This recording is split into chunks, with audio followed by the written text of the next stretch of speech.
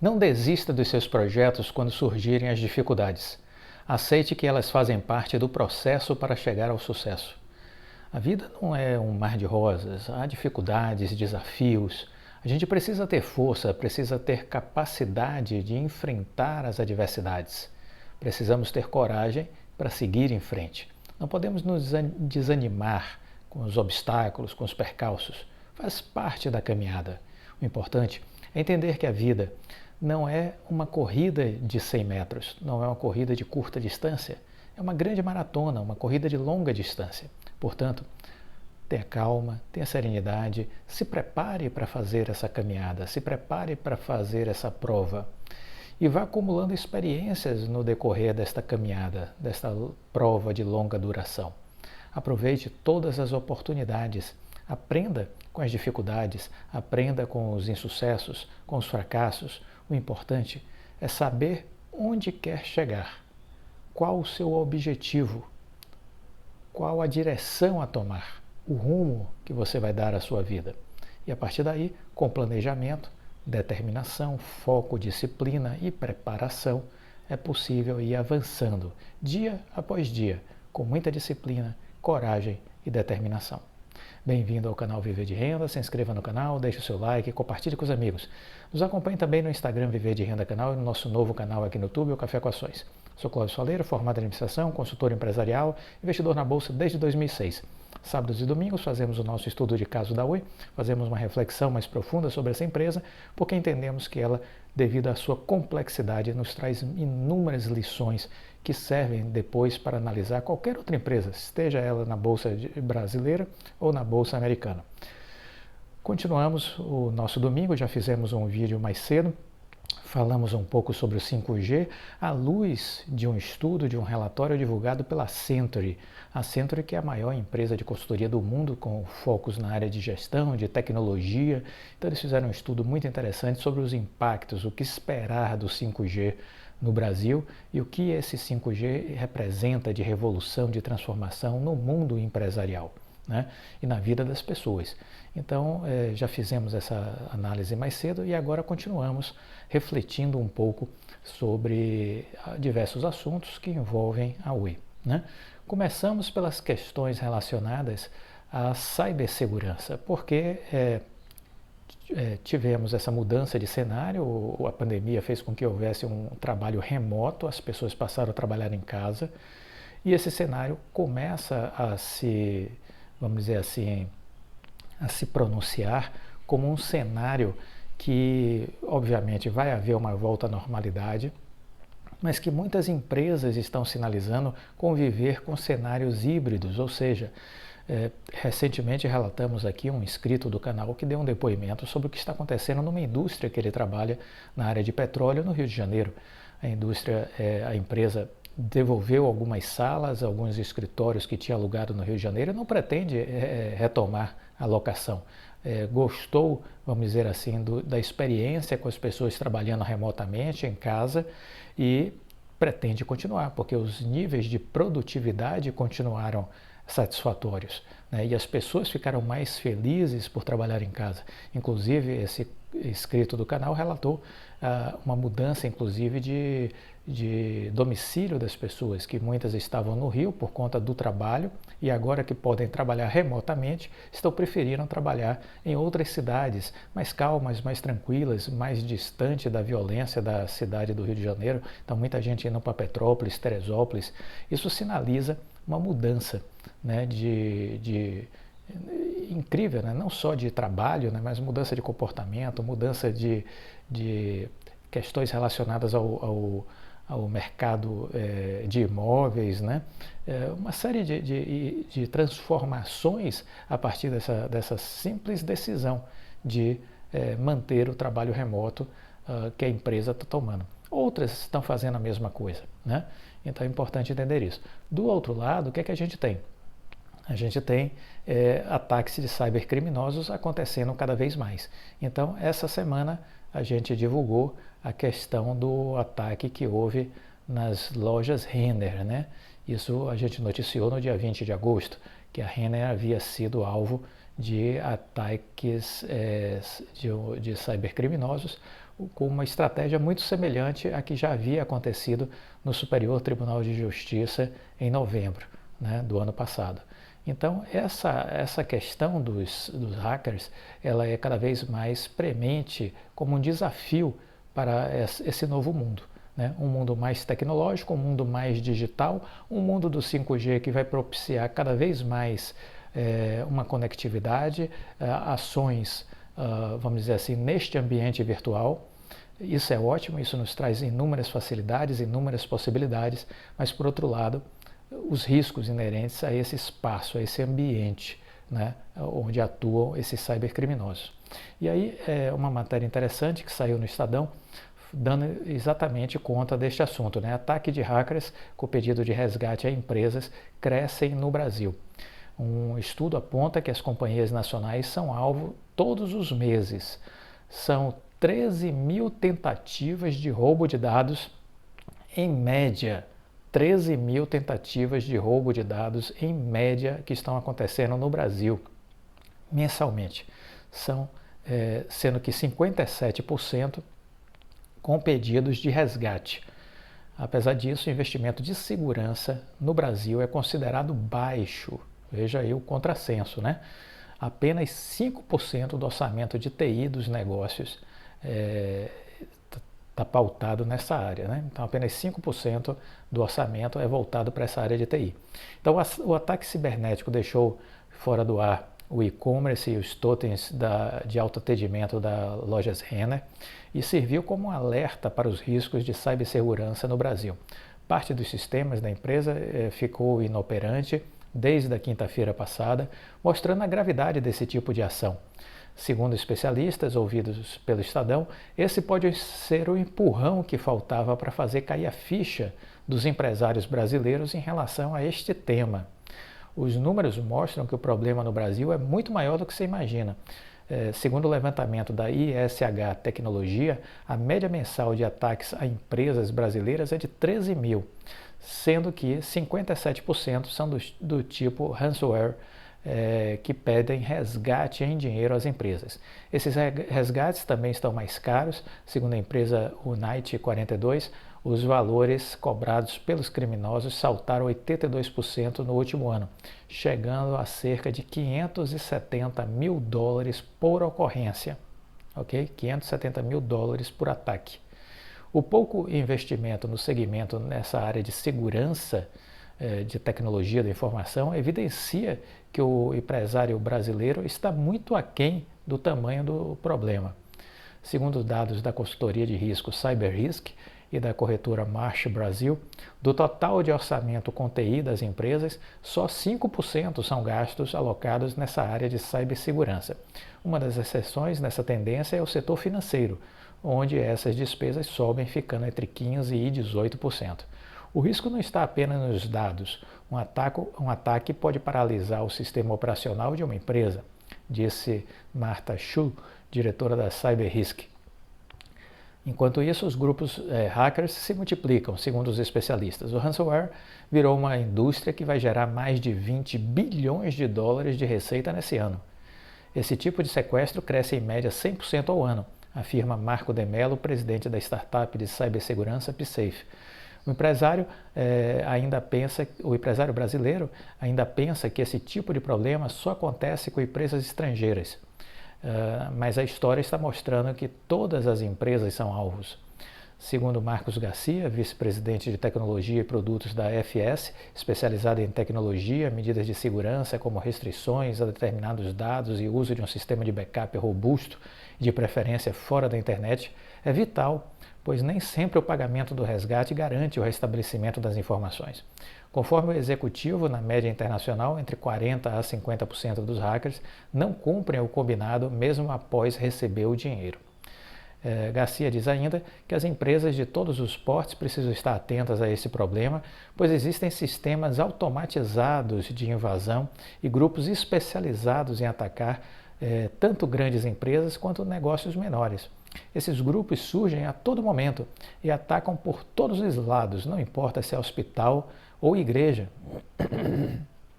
Fontes ouvidas pelo Estadão descartaram a informação sobre o valor do resgate que teria sido pedido à Renner. Fala-se inicialmente em US$ 1 bilhão. Isso porque o sequestro de dados de negócio, muito maiores do que o da varejista, movimentaram valores bem abaixo. Embora a Renner não esteja comentando o assunto, o Procon de São Paulo já pediu à varejista informações sobre o vazamento de dados, em especial com relação aos clientes. A Renner pode ter se tornado o caso mais famoso, mas o ataque está longe de ser o primeiro a afetar empresas brasileiras. Já aconteceram ataques locais ou globais de empresas brasileiras nos mais diferentes ramos, como foi o caso da JBS, dos laboratórios Fleury e da Protege, que é uma empresa de segurança. Todas elas já enfrentaram o problema. No caso da JBS, o ataque ocorreu nos Estados Unidos e na Austrália. Além da operação americana, teve outras unidades, como no Canadá, que foram afetadas. A investida foi investigada pelo FBI e houve suspeitas de que a origem da invasão partiu da Rússia. Para recuperar o acesso aos seus servidores, a JBS decidiu, após ouvir especialistas, pagar um resgate de US$ 11 milhões, ou seja, mais de 60 milhões de reais. Foi uma decisão difícil de tomar para a nossa empresa e para mim pessoalmente, mas sentimos que essa decisão deveria ser tomada para evitar qualquer risco potencial para os nossos clientes, afirmou André Nogueira, presidente da JBS nos Estados Unidos. O procurado da JBS afirmou que não teria comentários adicionais a fazer. Já o Fleury foi afetado por um incidente no mês de junho. O grupo informa que sua base de dados se manteve íntegra, os sistemas foram rapidamente restabelecidos e em nenhum momento os atendimentos foram interrompidos. Em seu balanço, a companhia informou que os gastos relacionados à segurança cibernética somaram US$ 14 milhões, incluindo a contratação de consultorias. Esse tipo de ataque não é novo, mas ficou muito mais visível e cresceu muito mais durante esse período da pandemia.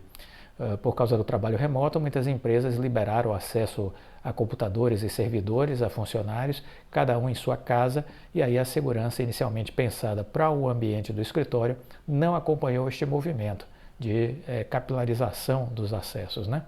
Além disso, com as pessoas em casa, o e-commerce se tornou um componente muito mais importante para as receitas das varejistas, incluindo aí as lojas Renner, por exemplo.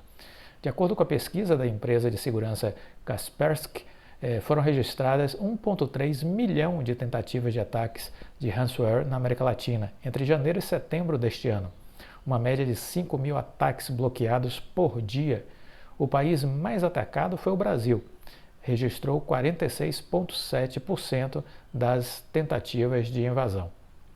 Procurada, a Protege, que também foi uma empresa citada na matéria do Estadão, não comentou o episódio. Então veja a quantidade de ataques que estão acontecendo nessa área e o quanto isso se torna grave e preocupante para os dias atuais, né? E aí tem uma outra matéria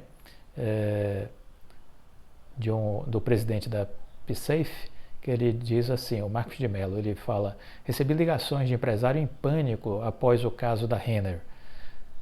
O caso da Renner criou pânico, disse Marcos de Mello, presidente da PSafe. Segundo ele, as companhias ainda não se deram conta do tamanho do prejuízo a que podem estar expostas ao não proteger seus sistemas de uma forma eficaz.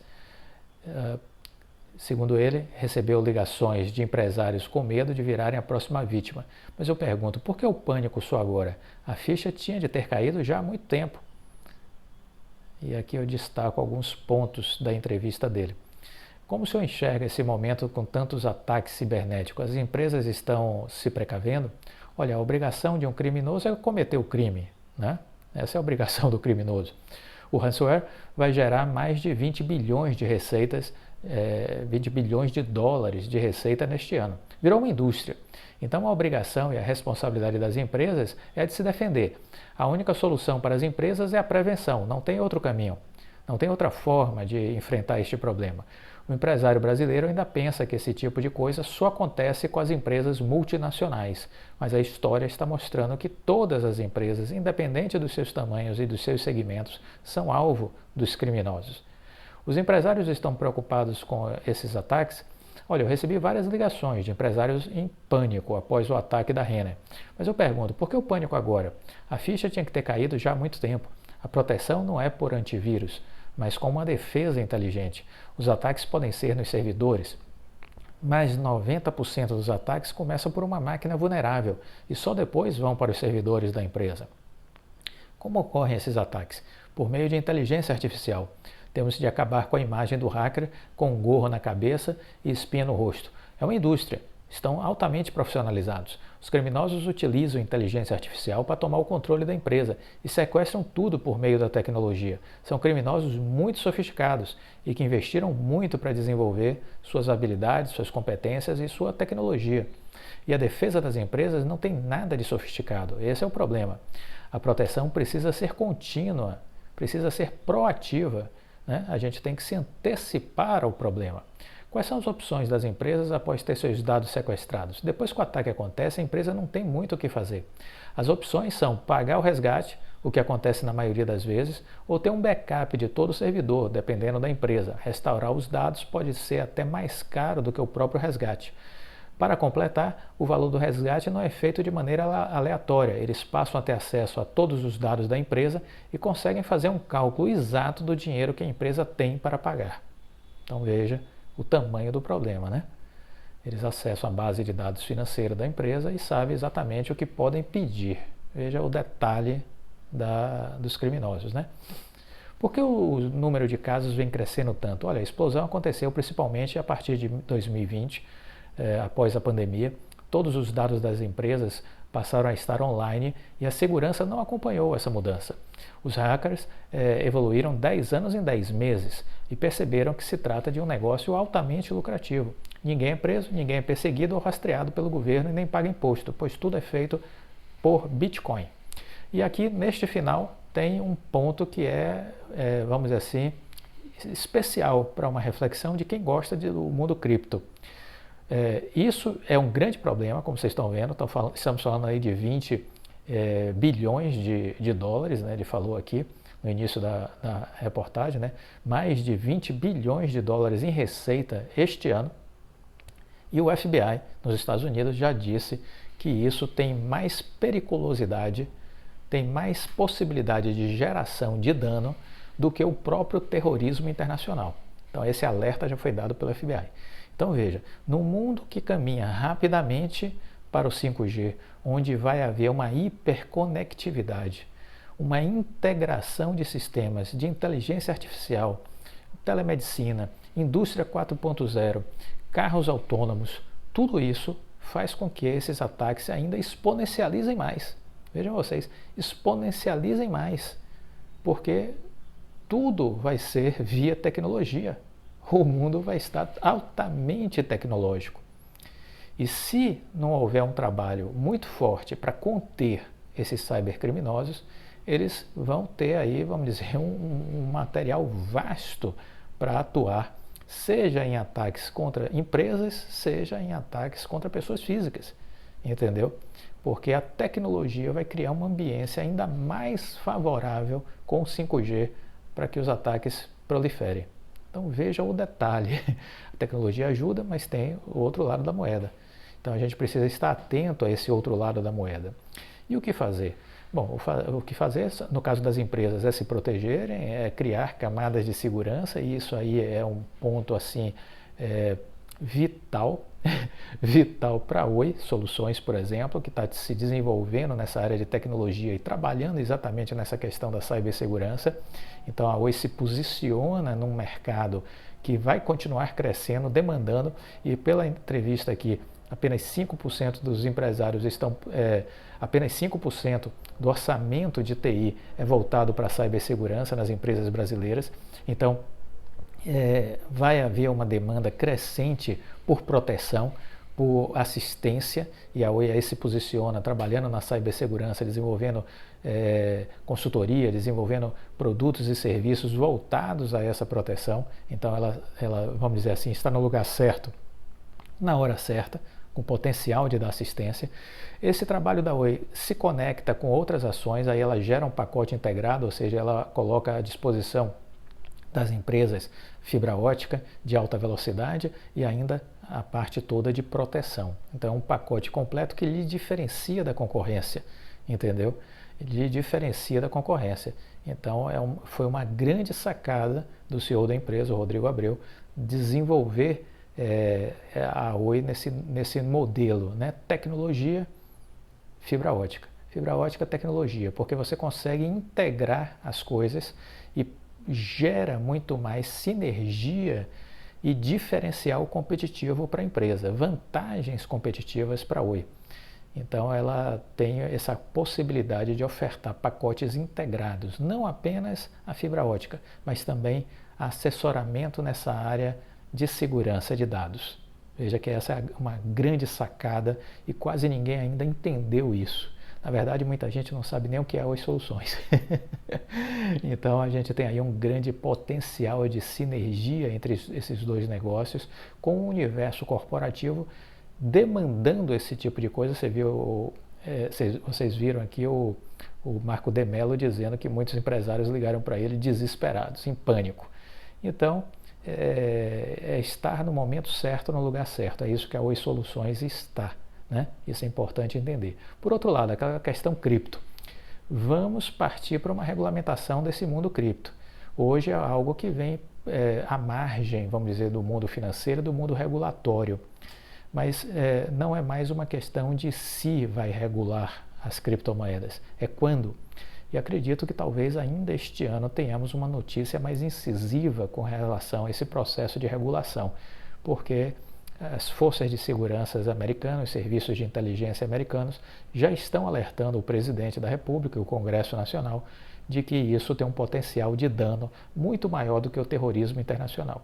Portanto, o Bitcoin é a principal moeda utilizada como troca desses resgates e outras moedas, obviamente, também poderão ser utilizadas como troca para esses criminosos, né?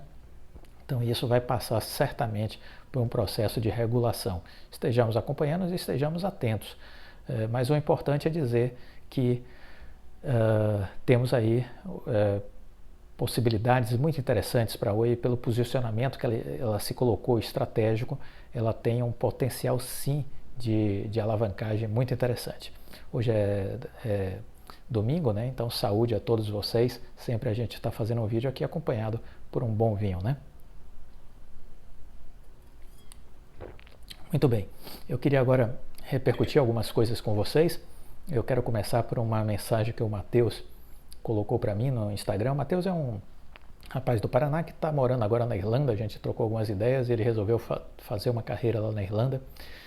E eu tinha postado uma matéria, fiz um post no Instagram dizendo que o AirPod, né, aqueles fones da Apple, já valem quase uma Tesla.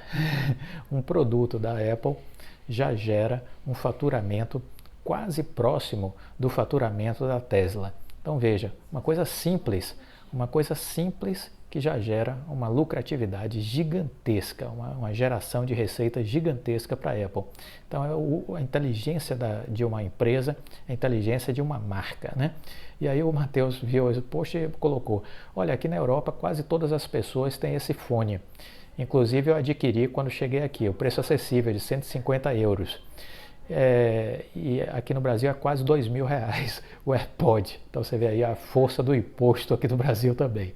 Outra mensagem, a Juliane Helena, ela colocou uma mensagem para mim. Boa tarde, todos os seus vídeos são recheados de informações importantes, mas o de hoje, o número 2, está falando do sábado, né? O de hoje, o número 2, achei sensacional. Muito obrigada. Meus familiares me apelidaram de a mulher do IC, porque eu quero sempre saber de todos os lados que cercam uma situação antes de tomar uma decisão. De agora em diante, minha frase será: o paraíso e o inferno residem nos detalhes. É isso mesmo, Juliane. Essa foi uma frase que eu aprendi, né? Eu citei isso no vídeo com um executivo, um bilionário alemão, e ele me ensinou isso, e realmente eu passei a dar uma atenção muito mais especial a essas pequenas coisas, essas entrelinhas que no final podem fazer muita diferença. Então estejamos sempre atentos aos detalhes. Uma outra coisa que eu acho importante destacar aqui nesse vídeo é um post que eu fiz com uma entrevista, um trecho de uma entrevista do novo presidente do CAD, né? Quando o repórter perguntou a ele, nós já fizemos até um vídeo falando sobre essa entrevista, mas eu resolvi resgatar um repórter do Brasil Journal fez uma pergunta a ele. Sempre se especula que o CAD poderia ajudar a criar novos concorrentes nos mercados de telecom e das empresas aéreas. Quem espera isso deve esperar sentado? Foi a pergunta do repórter. Ele disse, olha, vai se frustrar bastante, porque essa não é a linha que vamos seguir. Em todo o mundo, o mercado de telecom e de aviação tende a ser um mercado de 3 players ou até mesmo 2. E o dever do regulador é estimular que haja competição entre os players. Esse é o dever do regulador, estimular para que haja competição entre os players. Esse tipo de mercado de infraestrutura, em geral, no mundo, tem essa característica. Então veja, se alguém está esperando que o CAD vai dificultar a venda do imóvel, a resposta está aqui. Vai se frustrar bastante. Essa não é a linha que vamos seguir. Essa é a declaração do presidente do CAD e é o que a gente espera. Eu não tenho a menor dúvida com relação à aprovação da venda do imóvel. Muita gente ainda duvida disso, né? Eu não tenho a menor dúvida. Desde o ano passado eu digo que vai ser vendido, que vai ser autorizada a venda, tanto por parte da Anatel como do CAD, né? Eu queria terminar esse vídeo com algumas reflexões para a gente chacoalhar um pouco o cérebro, né? O Ralph Ellison, um escritor norte-americano, ele disse: é necessário um compromisso profundo para mudar e um compromisso ainda mais profundo para crescer. Portanto, estejamos atentos que, na verdade, nós podemos chegar onde desejarmos, mas o fundamental é a gente ter este compromisso, esse querer legítimo para seguir em frente. Porque se não tivermos esse compromisso para mudar e para crescer, não adianta, né? A sorte não vai sorrir para nós. Nós precisamos fazer a nossa parte. O que significa isso? Significa trabalhar. Trabalhar porque é o trabalho que nos leva às mudanças. O Bernardinho também publicou um post que eu achei muito bacana. Ele trouxe uma frase na sua página do Facundo Cabral. Ele disse assim: cuida do teu presente, pois viverás nele pelo resto de tua vida. Cuida do teu presente, pois viverás nele pelo resto de tua vida. O que significa isso? Significa se dizer o seguinte, que somos as nossas escolhas e o que fizermos hoje vai determinar o nosso amanhã. Então, de alguma maneira, são as nossas decisões neste presente que vão escrever a nossa história no dia seguinte, nos dias seguintes, nos anos seguintes. Então, muito cuidado com o que você está fazendo hoje. O seu futuro depende do seu presente. Então, pense nisso e faça a sua parte para transformar a sua vida, entendeu? Isso é fundamental. Um comentário que um inscrito também deixou aqui, o Gianluca Giuliani. Clóvis, parabéns pelo trabalho excepcional que você tem feito no canal do YouTube. Desde o ano passado acompanho você e sou muito grato a ti. Amadureci muito, não só como investidor, mas também como pessoa. E isso graças aos seus vídeos, ao qual me faz refletir muito sobre tudo atrelado em minha vida. Que Deus continue abençoando ricamente sua vida e muito obrigado pela disponibilidade que tem de compartilhar suas experiências em seus vídeos. Forte abraço, fique com Deus. Olha, Gianluca, muito obrigado pelas palavras. Que bom que isso tenha feito sentido para você. Vamos juntos, vamos continuar a construir essa história, né, e que isso continue tendo significado para você, porque o nosso propósito aqui é esse, é exatamente ajudar as pessoas para que elas mudem de patamar. A gente compartilha aqui uma história, uma experiência de vida, uma experiência profissional, uma experiência enquanto investidor, e eu entendo que isso de alguma maneira pode ser útil sim para você e para todos que aqui estão assistindo os nossos vídeos. Se isso faz sentido, deixe o seu like, compartilhe com os amigos, fica com Deus e até a próxima. Tchau.